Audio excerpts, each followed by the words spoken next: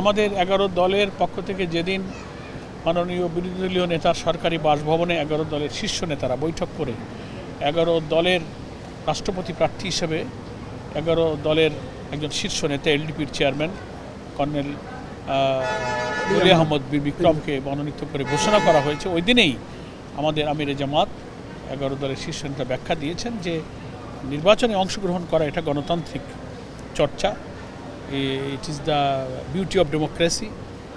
প্রতিদ্বন্দ্বিতা প্রতিযোগিতাই তো গণতন্ত্রের কথা। তো আমাদের বিপুল সংখ্যক সদস্য নিয়ে আমরা বিরোধী দলে আছি, তো সে কারণে 11 দল ঐক্যমতের ভিত্তিতেই আমরা একজন প্রার্থী নির্বাচিত করেছি। আর্টিকেল 70 সংবিধানের যেটা আছে, এখানে যদি ফ্লোর ক্রসিংয়ের এই সুযোগটা বাধ্যবাধকতা না থাকলে আমরা বিশ্বাস করি সরকারের 6 মাসের ব্যর্থতায় এই সরকারের প্রতি একজন এমপির স্বাধীনভাবে ভোট দেওয়ার অধিকার যদি সংবিধানে নিশ্চিত থাকতো, তো গোপনে এই ভোট 11 দলের প্রার্থীর পক্ষেই যেত এবং তিনি এদেশের রাষ্ট্রপতি হতেন, এটা আমরা আশাবাদী। কিন্তু কনস্টিটিউশনাল অব্লিগেশনের কারণে সেটা হয়তো কোনো এমপির পক্ষে ফ্লোর ক্রস করা সম্ভব হবে না। এবং জুলাই সনদে আমরা যে সংস্কারগুলো চেয়েছি সেখানে কিন্তু আর্টিকেল 70তেও কিন্তু আমরা সংস্কার চেয়েছি।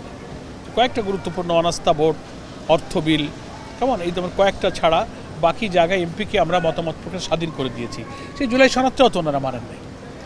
তো সেই কারণে আমরা রাষ্ট্রপতি নির্বাচন সুষ্ঠুভাবে হোক, স্থানীয় সরকার নির্বাচন এটা উচিত ছিল জাতীয় নির্বাচন আগেই ঘোষণা করা। জামাত ইসলামের এটা পুরনো দাবি।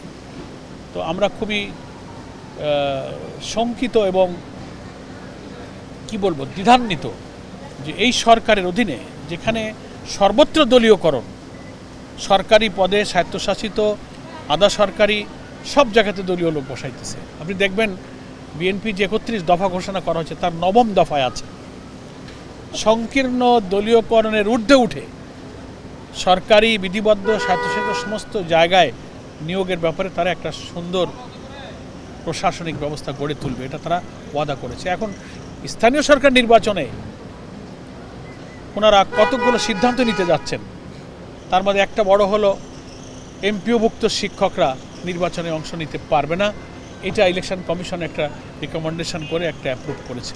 আমরা সাক্ষাৎ করেছি, ওনারা বলেছেন যে আমরা অ্যাপ্রুভ করেছি কিন্তু এটা আমরা এখনও মন্ত্রণালয়ে পাঠাইনি, কিন্তু আমরা এটা বাতিল করতে বলেছি। এটা একটা ষড়যন্ত্র। দ্বিতীয় হচ্ছে যে এইভাবে দলীয়করণ যদি একেবারে তৃণমূলে চলতে থাকে তো জাতীয় নির্বাচনে তো ইলেকশন ইঞ্জিনিয়ারিং রেজাল্ট ম্যানিপুলেশনের অভিযোগ আমরা করেছি, তার প্রমাণও সরকার মধ্যে গুপ্ত থাকা অন্তর্বর্তীকালীন সরকার উপদেষ্টারা এসে সাক্ষী দিয়েছেন। ফলে এই স্থানীয় নির্বাচন হোক, এটা আমরা চাই, আমরা অংশ নেবার জন্য প্রস্তুতি নিচ্ছি।